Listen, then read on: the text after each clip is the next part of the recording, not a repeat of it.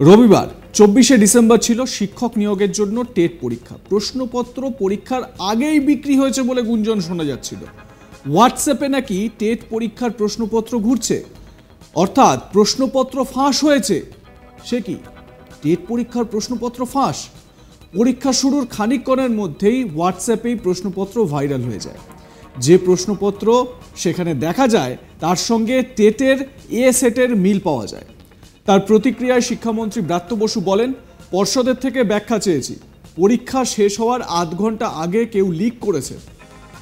পরীক্ষা চলাকালীন এর প্রভাব পরীক্ষার্থীদের উপর পড়েনি। শিক্ষামন্ত্রী ব্রাত্য বসু এ বিষয়ে কি বলেছেন শোনাবো তার বক্তব্য।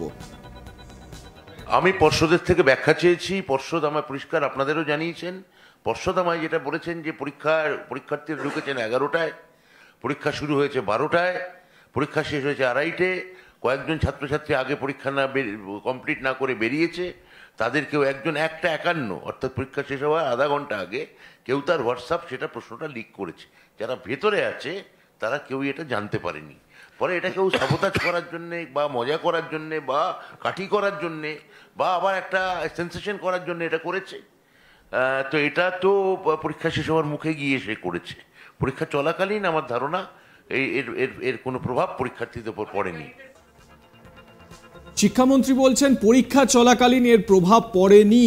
তিনি বলছেন কেউ মজা করার জন্য, কেউ বা এমনি হোয়াটসঅ্যাপে প্রশ্নপত্র লিক করেছে, পরীক্ষা শেষ হওয়ার আগেই হয়তো কেউ বেরিয়ে গিয়েছিল, এরকম নাকি তিনি পর্ষদের থেকে জানতে পেরেছেন বা আপডেটেড হয়েছে।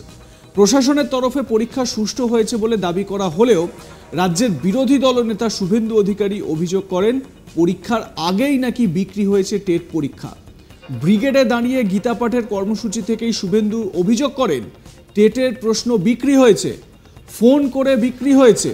টিএমসি নেতাদের আত্মীয় স্বজনদের মোবাইলে অ্যালাউ করা হয়েছে এবং পুলিশ টাকা নিয়ে করেছে সেটা, মানে তৃণমূলের আত্মীয় স্বজন যারা পরীক্ষা দিতে গিয়েছিলেন তাদেরকে নাকি ফোন নিয়ে ঢুকতে দেওয়া হয়েছে। এটাতে কেউ চাকরি পাবে না। 2017-2022 টেটের নিয়োগ হয়নি। বেকারদের 1000 টাকা করে ধ্বংস করল মমতার সরকার। শুভেন্দু অধিকারী এ বিষয়ে কি বলেছেন, কি তার অভিযোগ শোনাবো আপনাদের। টেটের প্রশ্ন বিক্রি হয়েছে, ফোন করে করে বিক্রি হয়েছে এবং তৃণমূল কংগ্রেসের নেতাদের আত্মীয় স্বজনদের মোবাইল অ্যালাউ করা হয়েছে। পুলিশ টাকা নিয়ে করেছে বিভিন্ন স্কুল কলেজ। এটাতে কেউ চাকরি পাবে না। পার স্টুডেন্ট 1000 টাকা ধ্বংস করলো, 500 টাকা আগে নিয়েছে। আজকে যাতায়াত, টিফিন, জলের বোতলে আরো 500 গেল।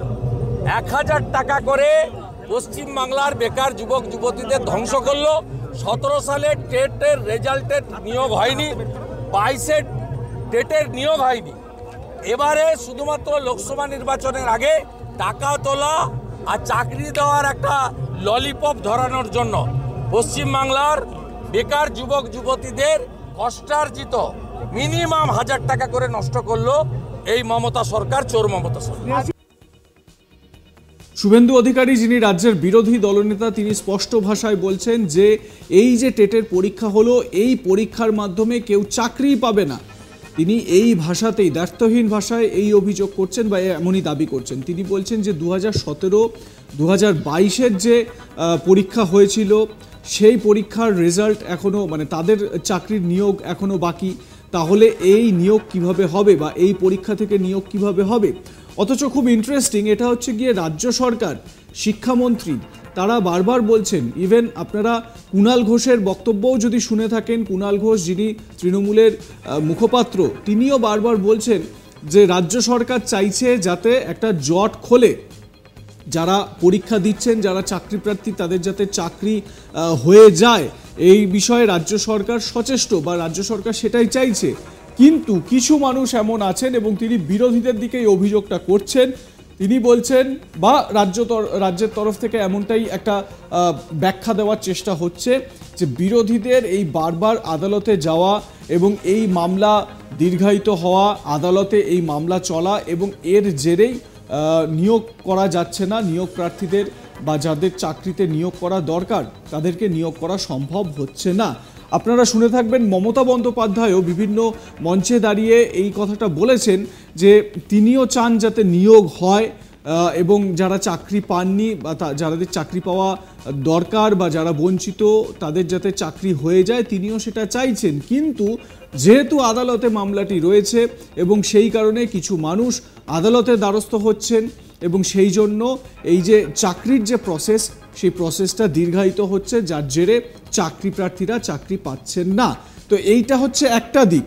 কিন্তু প্রশ্ন হচ্ছে এই যে 2023-এ দাঁড়িয়ে টেটের পরীক্ষা হলো 24শে ডিসেম্বর রবিবার, এই টেটের পরীক্ষায় কি সত্যি চাকরি প্রার্থীরা চাকরি পাবেন না বা পরীক্ষার্থীরা পরীক্ষা দিতে এসেছিলেন যারা তারা চাকরি পাবেন না? এটা একটা বড় প্রশ্ন। এবারে এই প্রশ্নপত্র ফাঁস হওয়া নিয়েও কিন্তু আরও একটা বড় বিষয় সামনে আসছে। রাজ্য সরকারের মতন ব্যাখ্যা দিচ্ছে, কিন্তু যে অভিযোগটা উঠছে যে প্রশ্নপত্র ফাঁস হয়েছে এবং তৃণমূলের আত্মীয় স্বজন যারা রয়েছেন তাদেরকে মোবাইল অ্যালাউ করা হয়েছে, বিরোধী দলনেতা অভিযোগ করছেন তাদেরকে মোবাইল নিয়ে ঢুকতে দেওয়া হয়েছে এবং তাদেরকে সব রকম সুযোগ সুবিধা দেওয়া হয়েছে, পুলিশ টাকা নিয়ে নাকি এটা করতে দিয়েছে। তো শুভেন্দু অধিকারীর বক্তব্যে আমি আসবো, তবে তার আগে রাজ্য সরকারের তরফ থেকে শিক্ষামন্ত্রী ব্রাত্য বসু তিনি কি বলছেন, কারণ এই যে পরীক্ষাটা হলো এই পরীক্ষাটা সার্বিকভাবে হওয়া পুরো বিষয়টা যেহেতু শিক্ষামন্ত্রী তিনি তারও একটা রেসপন্সিবিলিটি রয়েছে। শিক্ষামন্ত্রী ব্রাত্য বসু এ বিষয়ে কি বলছেন শোনাবো, তার বক্তব্য শুনে নিন আরও একবার। আমি পর্ষদের থেকে ব্যাখ্যা চেয়েছি, পর্ষদ আমায় পরিষ্কার আপনাদেরও জানিয়েছেন। পর্ষদ আমায় যেটা বলেছেন যে পরীক্ষার্থীরা ঢুকেছেন 11টায়, পরীক্ষা শুরু হয়েছে 12টায়, পরীক্ষা শেষ হয়েছে 2:30-টে। কয়েকজন ছাত্রছাত্রী আগে পরীক্ষা কমপ্লিট না করে বেরিয়েছে, তাদেরকেও একজন 1:51 অর্থাৎ পরীক্ষা শেষ হওয়ার আধা ঘন্টা আগে কেউ তার হোয়াটসঅ্যাপ সেটা প্রশ্নটা লিক করেছে। যারা ভেতরে আছে তারা কেউই এটা জানতে পারেনি। পরে এটা কেউ সাবোতাজ করার জন্যে বা মজা করার জন্যে বা কাঠি করার জন্যে বা আবার একটা সেন্সেশন করার জন্য এটা করেছে। তো এটা তো পরীক্ষা শেষ হওয়ার মুখে গিয়ে সে করেছে। পরীক্ষা চলাকালীন আমার ধারণা এর কোনো প্রভাব পরীক্ষার্থীদের উপর পড়েনি। শুনলেন তো শিক্ষামন্ত্রীর বক্তব্য, তিনি বলছেন মজা করার জন্য, এবং এই প্রসঙ্গে তিনি একটা কথা বলছেন কেউ কাঠি করার জন্য। আমার এই বিষয়টিতে একটা আপত্তি রয়েছে, একজন শিক্ষামন্ত্রী তার মুখে এই কাঠি শব্দটা এরকমভাবে কি আসতে পারে যখন তিনি সাংবাদিক বৈঠক করছেন? রাজ্য সরকারের মানে পশ্চিমবঙ্গের মন্ত্রী এবং শিক্ষামন্ত্রী, তার মুখ থেকে বেরোচ্ছে কি কাঠি করার জন্য নাকি এরকম করা হয়েছে। যাই হোক, এটা খুবই দুর্ভাগ্যজনক, এই ভাষা যাতে না প্রয়োগ হয় সেটাই আমাদের কাম্য। কিন্তু বর্তমানে রাজনৈতিক পীড়াপিড়ি এমন একটা জায়গায় পৌঁছেছে যে এই ধরনের কথাবার্তা প্রায়শই শোনা যাচ্ছে, হামেশাই শোনা যাচ্ছে। এরপরে আপনাদের শোনাবো শুভেন্দু অধিকারীর বক্তব্য আরও একবার। শুভেন্দু কিন্তু দ্ব্যর্থহীন ভাষায় অভিযোগ করছেন যে এই পরীক্ষাতে তৃণমূলের আত্মীয় স্বজন যারা তাদেরকে এই পরীক্ষায় মোবাইল অ্যালাউ করা হয়েছে, পুলিশ টাকা নিয়ে মোবাইল অ্যালাউ করতে দিয়েছে। শুনুন তার বক্তব্য। টেটের প্রশ্ন বিক্রি হয়েছে, ফোন করে করে বিক্রি হয়েছে এবং তৃণমূল কংগ্রেসের নেতাদের আত্মীয় স্বজনদের মোবাইল অ্যালাউ করা হয়েছে, পুলিশ টাকা নিয়ে করেছে বিভিন্ন স্কুল কলেজ।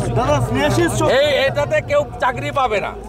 পার স্টুডেন্ট 1000 টাকা ধ্বংস করলো, 500 টাকা আগে নিয়েছে, আজকে যাতায়াত টিফিন জলের বোতলে আরো 500 গেল। 1000 টাকা করে পশ্চিমবাংলার বেকার যুবক যুবতীদের ধ্বংস করলো। 17 সালে টেটের রেজাল্টের নিয়োগ হয়নি, 22-এ টেটের নিয়োগ হয়নি। এবারে শুধুমাত্র লোকসভা নির্বাচনের আগে টাকা তোলা আর চাকরি দেওয়ার একটা ললিপপ ধরানোর জন্য পশ্চিমবাংলার বেকার যুবক যুবতীদের কষ্টার্জিত মিনিমাম 1000 টাকা করে নষ্ট করলো এই মমতা সরকার, চোর মমতা সরকার। সত্যি কি লোকসভার আগে ললিপপ, নাকি টেটের এই পরীক্ষার পরে নিয়োগের একটা বিষয় সামনে আসবে? দেখুন, যারা পরীক্ষা দিতে গিয়েছিলেন তারা কিন্তু এই কামনাই করছেন বা সেই আশাতেই তারা পরীক্ষা দিতে গিয়েছিলেন যাতে তারা চাকরি পান, তাদের চাকরিটা হয়।